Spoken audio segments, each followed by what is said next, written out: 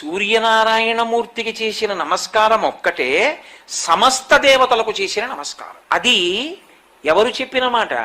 వాల్మీకి మహర్షికి రామాయణంలో చెప్తే అగస్త్య మహర్షి రామచంద్రమూర్తితో చెప్తున్న మాట. అందుకే స్కందుడా సూర్యుడే, శివుడా సూర్యుడే, విష్ణువా సూర్యుడే, బ్రహ్మ సూర్యుడే, మరుత్తులా సూర్యుడే. ఆదిత్య హృదయంలో చదువుతున్నప్పుడు అందరూ సూర్యస్వరూపములే, సూర్యస్వరూపము కానటువంటిది లేదు.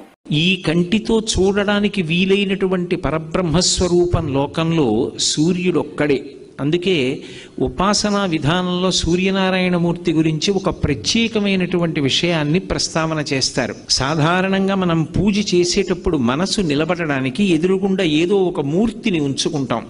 ఏదో విఘ్నేశ్వర మూర్తో, లేకపోతే సుబ్రహ్మణ్యుడో, పార్వతీ పరమేశ్వరులో, లక్ష్మీనారాయణ